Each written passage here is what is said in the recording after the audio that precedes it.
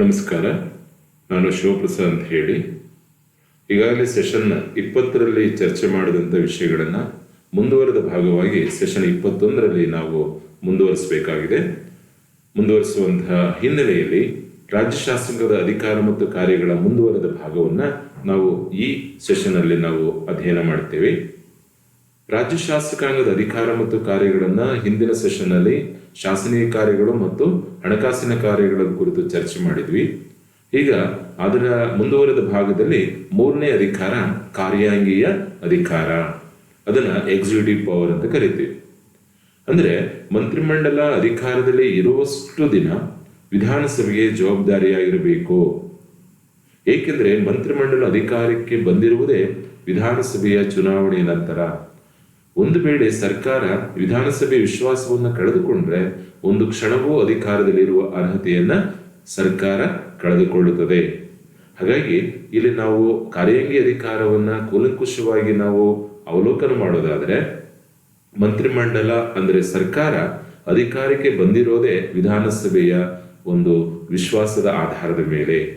ಅಂದ್ರೆ ಸರ್ಕಾರ ಎಲ್ಲಿಯವರೆಗೆ ವಿಧಾನಸಭೆಯ ವಿಶ್ವಾಸವನ್ನು ಹೊಂದಿರುತ್ತೋ ಅಲ್ಲಿಯವರೆಗೆ ಈ ಒಂದು ಸರ್ಕಾರ ಅಧಿಕಾರದಲ್ಲಿ ಇರುತ್ತೆ. ಹಾಗಾಗಿ ಮಂತ್ರಿಮಂಡಲದ ಒಂದು ಅಧಿಕಾರದ ಮುಂದುವರಿಕೆ ವಿಧಾನಸಭೆಯ ವಿಶ್ವಾಸದ ಆಧಾರದ ಮೇಲೆ ನಿಂತಿರುತ್ತದೆ. ನಾವು ಈ ಹೇಳುವಂತೆ ಅಧಿವೇಶನದಲ್ಲಿ ಕೇಳುವಂತಹ ಪ್ರಶ್ನೆಗೆ ನಾವು ಹೇಳುವ ಹಾಗೆ ಅಧಿವೇಶನದಲ್ಲಿ ಕೇಳುವ ಪ್ರಶ್ನೆಗಳಿಗೆ ಸಮರ್ಪಕ ಉತ್ತರಗಳನ್ನು ನೀಡಬೇಕು. ಯಾವುದು? ಸರ್ಕಾರ ಅಥವಾ ಮಂತ್ರಿಮಂಡಲ. ಅಧಿವೇಶನದ ಯಾವುದೇ ಸದಸ್ಯ ಸರ್ಕಾರವನ್ನು ಕುರಿತಂತೆ, ಸರ್ಕಾರದ ಕಾರ್ಯಕ್ರಮಗಳನ್ನು ಕುರಿತಂತೆ ಏನಾದರೂ ಪ್ರಶ್ನೆಗಳು ಉದ್ಭವ ಆದರೆ ಅದಕ್ಕೆ ಸಮರ್ಪಕವಾದ ಉತ್ತರವನ್ನು ನೀಡಬೇಕಾದ್ದು ಸರ್ಕಾರದ ಕರ್ತವ್ಯವಾಗಿರುತ್ತೆ. ಸದನದಲ್ಲಿ ಸದಸ್ಯರು ಗಮನ ಸೆಳೆಯುವ ಸೂಚನೆಗಳ ಮೂಲಕ, ನಿಲುವಳಿ ಸೂಚನೆಗಳ ಮೂಲಕ, ಚರ್ಚೆಗಳ ಮೂಲಕ ಸರ್ಕಾರದ ಹಾಗುಹೋಗುಗಳನ್ನು ಚರ್ಚಿಸುತ್ತದೆ. ಈ ಹಂತದಲ್ಲಿ ಸರ್ಕಾರ ಸದನದ ಸದಸ್ಯರಿಗೆ ಸಮರ್ಪಕವಾದ ಉತ್ತರವನ್ನ, ತೃಪ್ತಿಕರವಾದ ಉತ್ತರವನ್ನು ನೀಡುವಂಥದ್ದು ಅದರ ಜವಾಬ್ದಾರಿಯಾಗಿರುತ್ತೆ. ಒಂದು ವೇಳೆ ಸರ್ಕಾರ ಸದನದ ಸದಸ್ಯರಿಗೆ ಸಮರ್ಪಕ ಉತ್ತರವನ್ನು ನೀಡುವಲ್ಲಿ ವಿಫಲವಾದರೆ ಆಗ ಸರ್ಕಾರದ ವಿರುದ್ಧ ಅವಿಶ್ವಾಸ ನಿರ್ಣಯವನ್ನ ಮಂಡಿಸಬಹುದು. ಅಂದ್ರೆ ಈ ಸರ್ಕಾರದ ಮುಂದುವರಿಕೆಗೆ ಸದನ ವಿಶ್ವಾಸವನ್ನ ಹೊಂದಿಲ್ಲ, ಹಾಗಾಗಿ ನೀವು ಮುಂದುವರಿಯುವ ಅಧಿಕಾರವನ್ನು ಹೊಂದಿಲ್ಲ ಅನ್ನುವಂತಹ ಒಂದು ಹಿನ್ನೆಲೆಯಲ್ಲಿ ಅವಿಶ್ವಾಸ ನಿರ್ಣಯವನ್ನು ಮಂಡಿಸುವುದಕ್ಕೆ ಅವಕಾಶ ಇದೆ. ಈ ಅವಿಶ್ವಾಸ ನಿರ್ಣಯವನ್ನು ಮಂಡಿಸೋದ್ರ ಮೂಲಕ ಸರ್ಕಾರವನ್ನ ಎಚ್ಚರಗೊಳಿಸುವ ಅಧಿಕಾರ ಪಡೆದಿದೆ.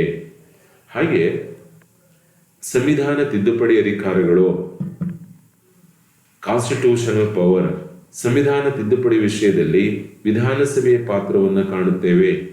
ಅಂದ್ರೆ ಸಂಸತ್ತು ಸಂವಿಧಾನದ ಕೆಲವು ಪ್ರಮುಖ ವಿಷಯಗಳನ್ನ ತಿದ್ದುಪಡಿ ಮಾಡಲು ಮಸೂದೆಯನ್ನ ಅಂಗೀಕರಿಸುವಾಗ ಒಟ್ಟು ನಮ್ಮ ದೇಶದ ರಾಜ್ಯಗಳ ಪೈಕಿ ಅರ್ಧದಷ್ಟು ರಾಜ್ಯಗಳ ವಿಧಾನಸಭೆಗಳು ತಮ್ಮ ಅಲ್ಪ ಬಹುಮತದಿಂದ ಅನುಮೋದನೆ ನೀಡಬೇಕು. ಅಂದರೆ ಯಾವುದೇ ರಾಜ್ಯದ ಭೂಪ್ರದೇಶ ಅದರ ಪುನರ್ರಚಿಸುವ ಪೂರ್ವದಲ್ಲಿ ಆ ರಾಜ್ಯದ ವಿಧಾನಸಭೆಯ ಅಭಿಪ್ರಾಯವನ್ನು ರಾಷ್ಟ್ರಪತಿಗಳು ಪಡೆಯಬೇಕು.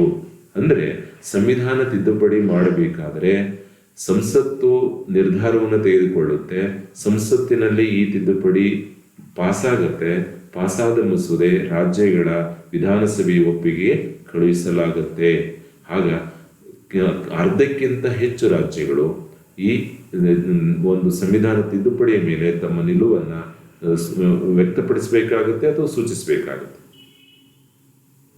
ನೆಕ್ಸ್ಟ್ ಚುನಾವಣಾ ಕಾರ್ಯಗಳು, ಎಲೆಕ್ಷನ್ ಪವರ್ಸ್. ರಾಜ್ಯ ಶಾಸಕಕ್ಕೆ ಅದರದೇ ಆದ ಕೆಲವು ಚುನಾವಣಾ ಕಾರ್ಯಗಳಿದೆ. ಉದಾಹರಣೆಗೆ ರಾಷ್ಟ್ರಪತಿ ಚುನಾವಣೆಗಳಲ್ಲಿ ಭಾಗವಹಿಸ್ತಾರೆ. ಎಲೆಕ್ಟೋರಲ್ ಕಾಲೇಜ್ ಅಂತ ಏನು ಕರೀತೇವೆ, ರಾಷ್ಟ್ರಪತಿ ಚುನಾವಣಾ ಆಯ್ಕಾ ಮಂಡಳಿ ಏನಿರುತ್ತೆ ಅದರಲ್ಲಿ ವಿಧಾನಸಭೆಯ ಚುನಾಯಿತ ಸದಸ್ಯರು ಕೂಡ ಸದಸ್ಯರಾಗಿರ್ತಾರೆ. ಅದೇ ವಿಧಾನಸಭೆ ಸ್ಪೀಕರ್ ಮತ್ತು ಡೆಪ್ಯೂಟಿ ಸ್ಪೀಕರ್ ಹಾಗೂ ವಿಧಾನ ಪರಿಷತ್ತಿನಲ್ಲಿ ಸಭಾಪತಿ ಮತ್ತು ಉಪಸಭಾಪತಿ ಚುನಾವಣೆಯಲ್ಲಿ ಈ ಸದನದ ಸದಸ್ಯರುಗಳು ಭಾಗವಹಿಸುವುದರ ಮೂಲಕ ತಮ್ಮ ಚುನಾವಣಾ ಕಾರ್ಯಗಳನ್ನು ನಿರ್ವಹಿಸುತ್ತಾರೆ. ಹಾಗೆ ಕೊನೆಯದಾಗಿ ಇತರೆ ಕಾರ್ಯಗಳು. ವಿಧಾನಸಭೆಗೆ ಅದರದೇ ಆದಂತಹ ಕೆಲವು ಕಾರ್ಯಗಳಿದೆ. ಅದರಲ್ಲಿ ರಾಜ್ಯಪಾಲರಿಂದ ನೇಮಿಸಲ್ಪಟ್ಟ ಆಯೋಗಗಳ ವರದಿಯನ್ನು ರಾಜ್ಯಪಾಲರಿಂದ ಸ್ವೀಕರಿಸಿ ನಂತರ ಶಾಸನ ವರದಿಯನ್ನು ಚರ್ಚಿಸಲು ಕಳಿಸುತ್ತಾರೆ. ಅದನ್ನು ವಿಧಾನಸಭೆ ಕೂಲಂಕುಷವಾಗಿ ಚರ್ಚಿಸಿ ಸೂಕ್ತ ನಿರ್ಧಾರಗಳನ್ನು ತೆಗೆದುಕೊಳ್ಳುತ್ತದೆ. ಅಂದರೆ ರಾಜ್ಯಪಾಲರಿಂದ ನೇಮಿಸಲ್ಪಟ್ಟ ಆಯೋಗಗಳು ವರದಿಗಳನ್ನು ತಯಾರು ಮಾಡಿ ರಾಜ್ಯಪಾಲರು ನೀಡುತ್ತೆ. ರಾಜ್ಯಪಾಲರಾದರೂ ಈ ಒಂದು ಆಯೋಗಗಳಿಂದ ಮಂಡಿಸಲ್ಪಟ್ಟಂತಹ ವರದಿಗಳನ್ನು ಸದನದಲ್ಲಿ ಮಂಡನೆ ಮಾಡೋದಕ್ಕೆ ಕಳುಹಿಸಿಕೊಡ್ತಾರೆ. ಈ ಸಂದರ್ಭದಲ್ಲಿ ವಿಧಾನಸಭೆ ಕೂಲಂಕುಷವಾಗಿ ಚರ್ಚಿಸಿ ಆ ವರದಿಯ ಆಧಾರದ ಮೇಲೆ ಸೂಕ್ತ ನಿರ್ಧಾರಗಳನ್ನು ತೆಗೆದುಕೊಳ್ಳುತ್ತದೆ. ಹೀಗೆ 20 ಮತ್ತು 21ನೇ ಸೆಷನ್ನಲ್ಲಿ ನಾವು ರಾಜ್ಯ ಶಾಸಕಾಂಗ ಅದರ ಕಾರ್ಯಗಳನ್ನು ನಾವು ಒಂದೊಂದಾಗಿ ಕೂಲಂಕುಷವಾಗಿ ನೋಡೋದಕ್ಕೆ ಸಾಧ್ಯವಾಯಿತು. ಧನ್ಯವಾದಗಳು.